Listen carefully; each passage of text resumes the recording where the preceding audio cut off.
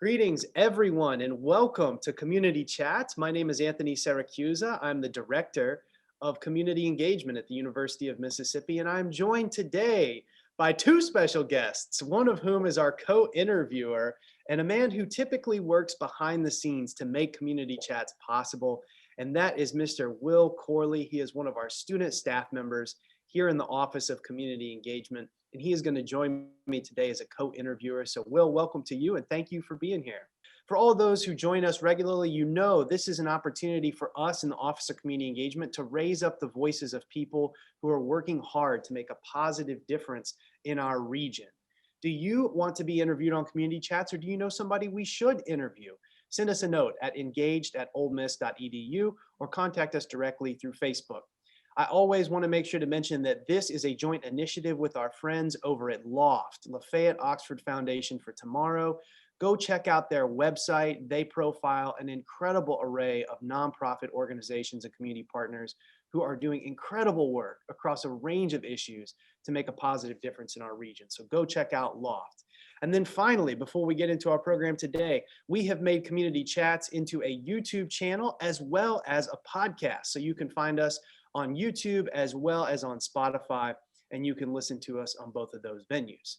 So without further ado, we are so delighted to have with us today Jaime Harker, who is a professor of English here at the University of Mississippi, but also the director of the Sarah Isom Center and the founder of Violet Valley Bookstore.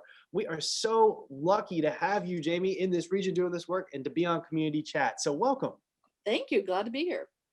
Well, let's jump right into it. We want this to be your time. And so we always get started with a standard question about the journey that led you here. So where did you grow up and how did you end up in Lafayette, Oxford? So I grew up in Seattle and San Diego. When I was 14, my family moved to San Diego. So I grew up on the West Coast primarily. And it was a long journey, right? That moved around. I went to undergraduate in Utah at Brigham Young University. I got my PhD in Philadelphia at Temple University. I worked for nonprofits in Pittsburgh, Pennsylvania for 5 years after getting my PhD.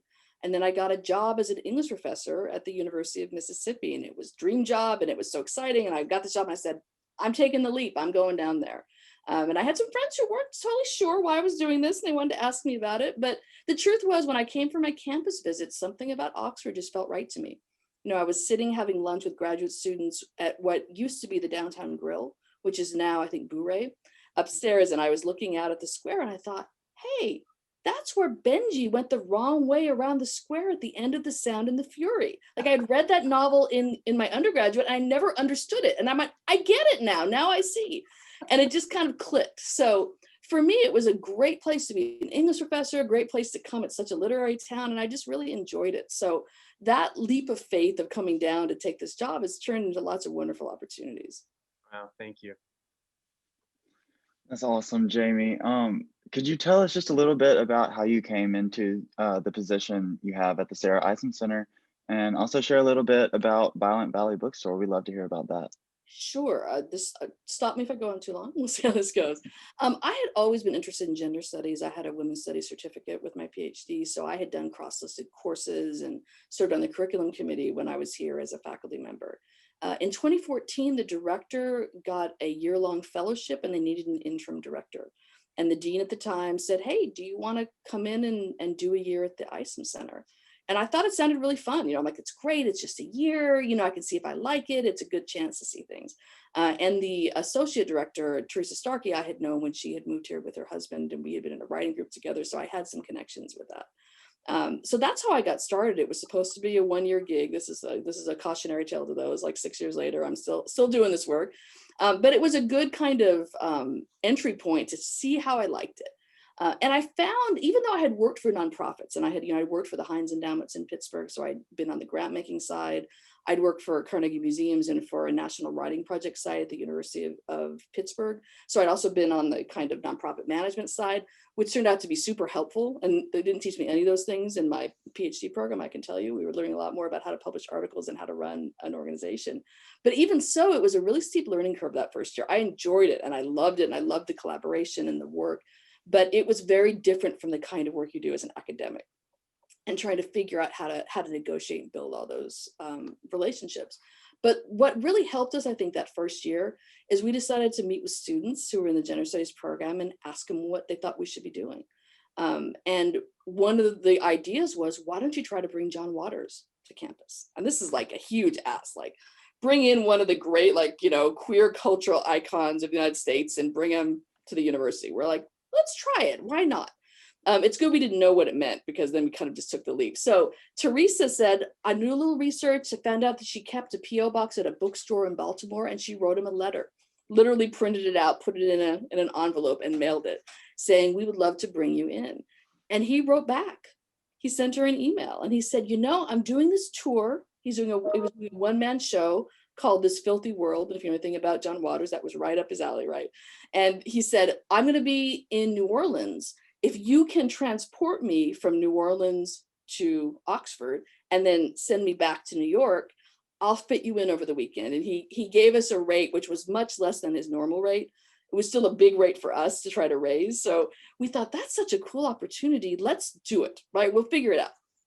So we kind of took that plunge, again, not knowing any of the logistics. But the benefit of that, not only was it we took what students said to us and said, we're going to try to make it happen, but we had to build partnerships to raise the money to bring him. If we didn't have those funds, it was 2 or 3 times what our normal budget was. So we started like calling our people, nonprofits in town, other departments, and it was a way to learn how you put together a coalition to make things happen when you don't have a lot of resources on your own. So the Oxford Film Festival was a great partner. There were some individual folks who donated money. The lecture series helped. We had a lot of people come together. And it turned out, it took all year, right? In April, we had him perform his one-man show for free in Oxford. And it was a sold out show everywhere else, but we had raised the money so you could just come and see John Waters in this show. And for us, that was a really good entry point of, think big, let students kind of set the vision and help them achieve their goals, and see what you can do when you start to build partnerships around. And that really for us was a sense of what was possible when we didn't just say, oh, we're a small little nonprofit, we're like in a basement, no one knows where we are, we'll just kind of be modest. We're like, let's go big and see what happens. So a lot of the things we did in that first year came out of student vision and student ideas. And so that's kind of how we got started. And then that was so fun. We thought this would be really great. The director came back for a year. So I went back, to the English department, and then I was working on a book. And so I was finishing that up. And then when it came due the following year, I applied for the job. And so I became the interim tag off, became director in 2016. So this is my 5th year under that role. All right, so I pause for a minute. Questions, follow up? Yeah, that was awesome. That was all right, great. there's more. I mean, and that really is, for us, it's like when students, so much of what we do is when students have a dream and we say, let's figure out how to do it, and see what's possible. And that's, I'll talk about this in a minute, but that's how the first drag shows in town happened. That's how the Pride Parade happened. Because that's how Sarah Fest began, our music, festival. Students thought it'd be really cool to try it. And we didn't know anything about how to do any of this, but we thought, well, we'll just learn. We'll figure out how to do it. And that's sort of how we operate. We see ourselves as a kind of an incubator for ideas that we can kind of get things started. And if we're lucky, it'll kind of spin off and be self-sustaining. Sometimes we still contribute to it. Code Pink dance party started coming out of the Isom Center. And then a couple of alums took that over, and it's a great event. And we just, link to their sites. We're still very much involved in planning Oxford Pride Parade. But, eventually I'm hoping there will be a kind of an organization and leadership in Oxford that will take that on. All right, let me tell you a little bit about the bookstore, which on top of this is a little crazy. So like how this happened is another interesting cycle. And some of that has to do with opportunity. Anyone who's an English professor loves bookstores, has dreamed of having a bookstore. That's like one of those moments. So when people ask me how long I've wanted to do this, I'm like, forever. But that didn't seem really practical, right?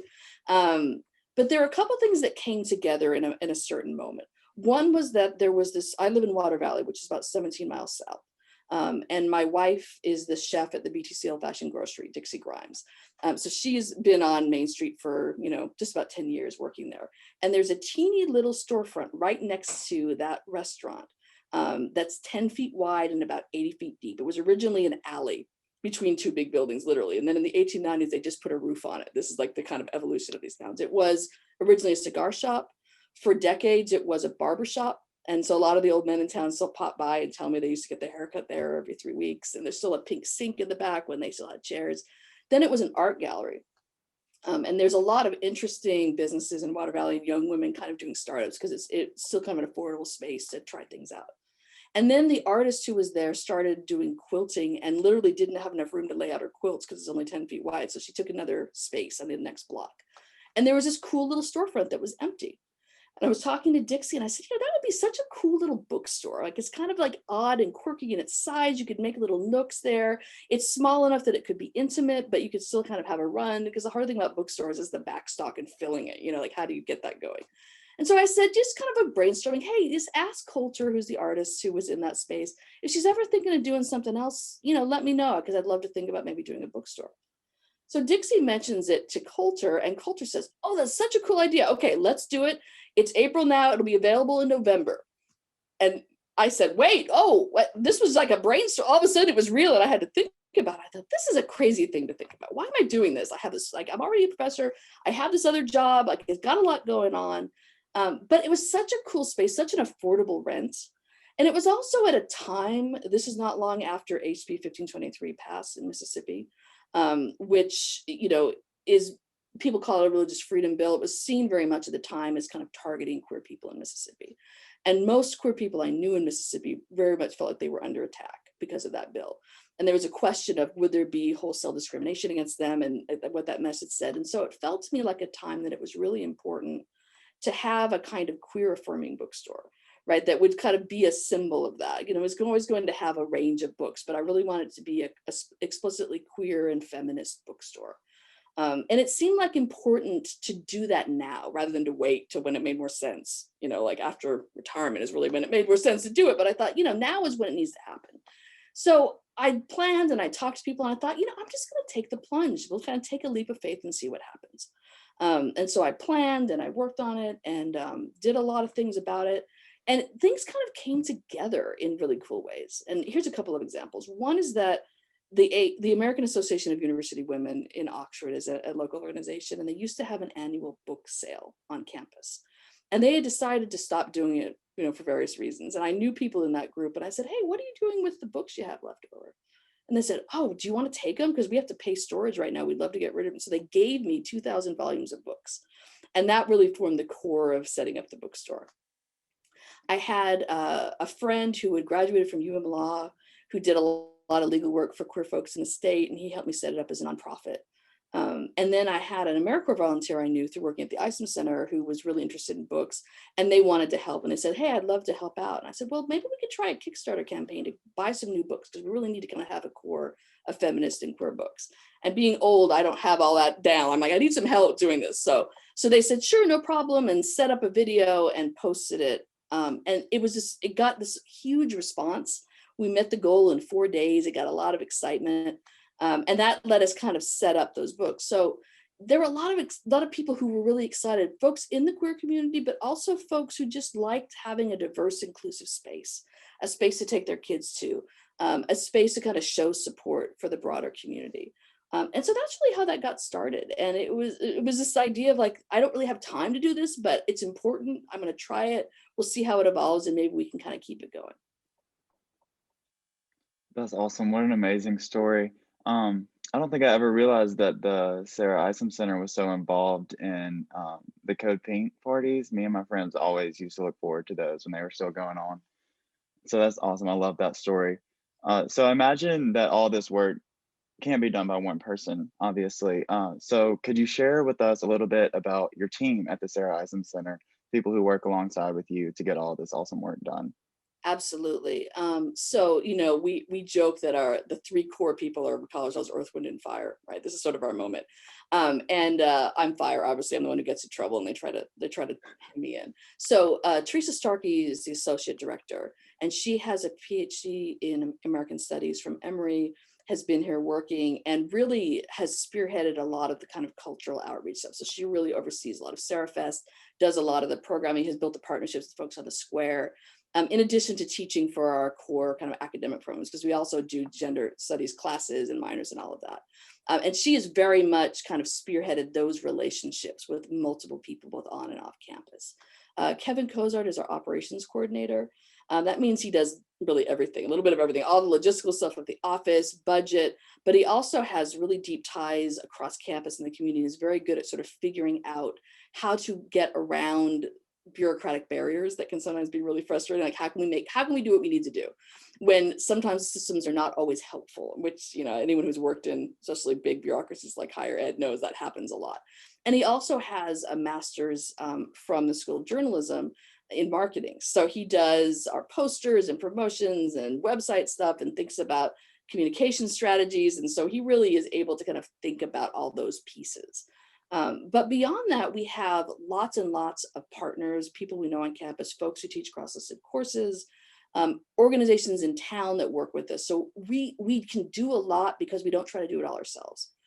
We kind of come in with visions and then we figure out what people might want to partner with us. So let me take the Pride Parade for as an example of this.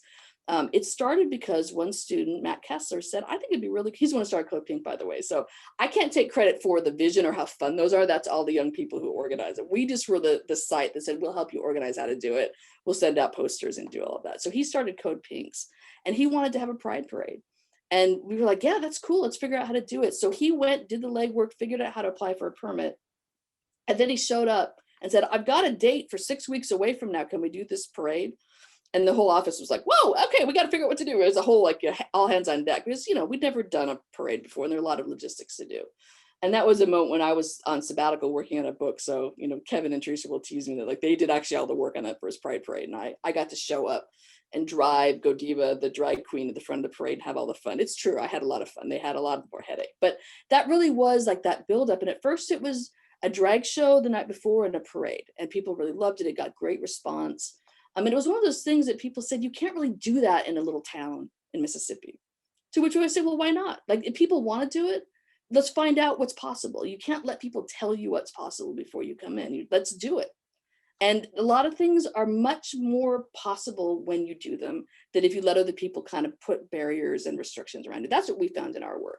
So that first parade, there was a huge response, great, people were super excited. A lot of people wanted to come and we invited everybody who wanted to be in the parade. So we had people from the Yakutapa Arts Council and Oxford Film Festival and everyone bringing parades. And we had lots of folks from the community and churches come and march. And then we said, well, that's cool, let's do it again. And what happened is over the years, we kept adding events. So the Center for Inclusion had started a Lavender graduation right around the same time, I think it was the next year. And that became part of the event for that week. And then the Oxford Film Festival wanted to start showing a queer themed film as part of Oxford Pride Week. So that's cool, we'll add that. And then the Outgrad, which is this graduate student LGBTQ plus group, started having a gala where they kind of honored people in the community, and that became part of the Pride Week. So as time goes on, as people are interested and want to help, we keep adding in other events. So the week is terrific. Like we started doing an out in the park on Sunday where people come bring their kids and have a barbecue, and we played softball. And that became part of that event. So every year as people want to become involved, we keep adding events, but we're not the three of us responsible for all that. We're really coordinating it. We're taking care of permits. We're making sure the PR gets out, but we have these planning meetings with everyone. And that for us is how we get things done, right? So we have this core group of vision. We have a curriculum committee, a steering committee, all the affiliates, people who teach for us, but also all the folks we know in the community who are invested in these different projects, who bring ideas and we kind of do a coordination of them, and then we go out into the community. And that's what allows us to do as much as we do, but it also is what allows us to be really responsive to what the community wants and to develop and change and have people have a stake in the things that we're doing. So it's not just us saying, we've decided we're going to do this. People come together and they bring in their own vision and their own kind of talents. That's amazing. Thank you so much for sharing that. I imagine with all this going on that there has to be some challenges, some barriers that you run into every now and then. So could you share some of your greatest challenges that you've experienced or experience regularly? Sure. I mean, I think the first, and it's probably always a challenge, is resources, right? We really are not a big center. We don't have a lot of folks working here. So we often come up against those logistical challenges just in terms of what we can pay for. So big name, like sometimes students will come and they'll say, we'd like you to bring in the actress from Orange is the New Black. And we'll say, that is so cool. Like, we could not possibly come near that money. Like, that is so out of our range. We think you should bring in, Beyonce. We're like, we love that. We don't have, so we have to think in a different way, right? So that's probably the first barrier. I think the other barrier, I don't know if it's quite a barrier, but it's something we have to kind of think about. There are sometimes folks who are afraid of backlash. And so before setting things up, especially when you're talking about the LGBTQ plus community, that sometimes people feel like, oh, if you talk about that openly, it's going to be divisive, and people think that, that they might retaliate against the university, and we just shouldn't talk about that or do that. Getting university communications, and I can say this now because that director's no longer here, but early on, getting them to even cover what we were doing was almost impossible. And for that reason. And I'll bring up John Waters again. I mean, getting John Waters here was the coup of the century. I'm just going to say that was amazing. To bring him here, to get him to do, for a lower rate than he would normally do, and to let it be free and available to the community was amazing. We couldn't get them to put it on the website. They didn't announce it. They didn't put it on the Ford Center. It was like this underground thing that they didn't promote. And it should have been this amazing thing to celebrate. And I think it was because they were worried about that. And it got almost to the excuse of like, oh, the picture you sent us is not the right length. We couldn't possibly use that photograph. And they didn't do it. And I think that has been one of the bigger barriers is the assumption of what people in the community will feel or think about what we're doing. That's gotten a lot better, and I think that's evolving in ways that helps, but it can be frustrating that it's not about what is actually out there, which is one concern. And I understand there are backlashes and targeting in these sort of moments, but it's when we put restrictions on ourselves based on what we think is possible. And I think so much it would be, oh, it's not that we have a problem, but we think other unnamed people out there will have a problem, so we won't talk about it. And our position is always, we need to be fully supportive and inclusive of everyone in our community. That is our value. Those are our values. That's our mission. I don't think we should hide things we're doing for fear of that. We should just be open and say the same thing every time. We support everyone in our community. We are an inclusive community, and LGBTQ folks are part of our community. And this is part of what we're doing. I hope we're getting closer and closer to that. And the university's public commitments to the Division of Diversity are, I think, very much a step in the right direction on this and thinking about it. But that is probably, that perception is the thing I think we battle the most. It sometimes has felt in the past like, well, we'll let you do those things, but we just won't ever talk about them. Like, we'll just have it happen, and if no one notices, we'll think that's a success. And I'm saying we should be proud of this. We have developed a really great, supportive, vibrant community that embraces our LGBTQ plus students and community members. We should be bragging about this. This is a good thing. And we're not the only ones doing it. It's a good thing across the board. We shouldn't be afraid of celebrating the full beauty and richness of the diversity of our community. I think we're getting better at that, but I think that attitude has sometimes been difficult to deal with. Jamie, it's incredible to think about over the past, 6-7 years, what you all have done, even with limited resources, some of these constraints, some of these larger issues that you're talking about. How incredible, right? To put UM on the map for some of these things, create that space for students of inclusion, right? And to some degree, maybe have this place come to be known, and maybe at least in this tiny part of our world that we can control on this campus for this work. So obviously some of this has to be sort of gratifying, right? What is the sort of professional and personal satisfaction that you've derived from this work? For me, and this is what I say when people ask me, why did you open this bookstore? What does success look like? And I said, if this helps one kid feel okay with who they are, it's a success, right?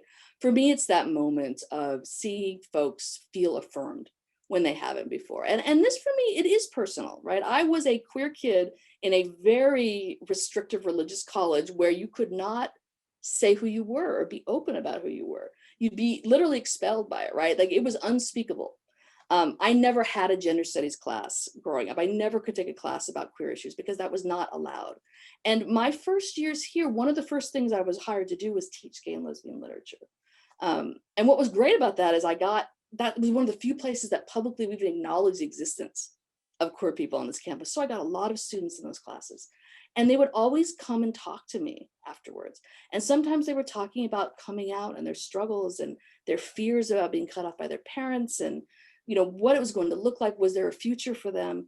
And I felt so overwhelmed by that. I because I'm not a counselor, I'm not a therapist. I felt like I didn't have the anything to give them besides sort of personal statement. But it was also clear to me how, as a university, we were not meeting their needs.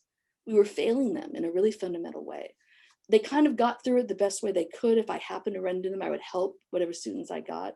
But I had this sense of all these students who just felt lost and alone and isolated. And one of the reasons I really wanted to do the Isom Center when I got the chance was I thought that was a position that I could do something to make it better for all the kids on campus. And it's queer kids, but it's also a lot of other ways. If you feel different, it can be a hard campus to be on if you don't fit whatever that imagined norm is, right? If you're for a long time, if you were an avowed feminist, there was really not a lot of spaces for you on campus, right? Just talking about a lot of these issues were not there. So for me, what's most gratifying is when I see students really thrive in these roles. When they show up and they're able to hear a speaker that can give them a vision of the world they've never had before, give them a sense of possibility. One of the most amazing things about the first Pride Parade was there were reports that there were some protesters, and there were a few protesters that first year. They didn't turn out to be much at all, but we didn't quite know what to expect when we hit the square. And when we hit the square, what we got was this huge affirmation of cheering crowds up at the balconies. It was remarkable. There was a little band at Proud Larry's playing when the Saints come marching in. We were throwing beads to people. It was like Mardi Gras. And there was a UM Pride, like a gay straight alliance from the high school in this group. And they had never in their lives had a moment when they were affirmed for who they are. They didn't imagine that was possible in the town where they lived. And to see them just light up when they saw wow, this isn't something that's terrible. This is amazing. It is awesome. They love me because of who I am, not in spite of who I am. And every time I see that moment, you can see me, I'm tearing up now. It's such an amazing moment to see. And every time I can create that experience for a student who see themselves in the world and see a place for themselves in the world, all the other headaches, bureaucratic nonsense don't matter. What matters to me is when that student says, I am good enough who I am, and there is a place for me. I'm valuable because of who I am. And the more we recognize that and build those experiences, I think that's why we became educators. That's why we do the work we do, that we want to make it better for the students coming after us. And so for me, every time I have that moment, there is never a time when a Pride Parade isn't a joy. Just to watch the faces, to see people cheering, to see people bring their kids because they want them to see what an inclusive, affirming community looks like. I have people who work on campus who are I bring my kids every year to the Pride Parade. It's the best time in town, right? I see folks from the sororities, fraternities who every year go to Code Pink and go to the drag show because it's awesome. These are the best parties in town, right? So all of these things create spaces when being different isn't a burden. Being different is a joy, right? And having that chance to experience what's different is good for everyone.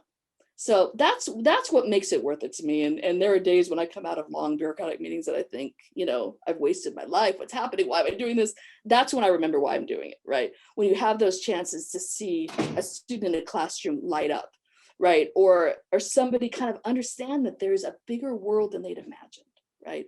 And the restrictions we put on ourselves don't have to be there. And there are people who will accept them for who they are. Yeah, that's great. Thank you so much. That's so awesome to hear about things going on for a community that's often overlooked in places like this. I'm so glad to hear your perspective on that. So we call this our 1 minute moment. So if you have 1 minute, one final message to give to the LOU community, what would that be? This community is diverse and joyful and wonderful. Please come join us. Bring your passion, bring your ideas, bring your full selves, and let's create an Oxford that's big enough for everyone and celebrates everyone.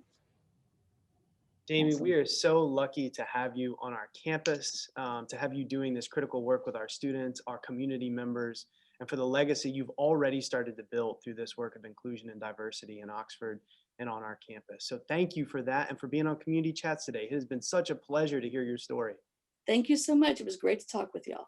For sure. And to all of our viewers, please like this video, share it out to your friends. Folks need to know about what Professor Harker is doing here on campus down in Water Valley to build a more inclusive campus and world. Thank you all for tuning in today, and we will see you next time on Community Chats.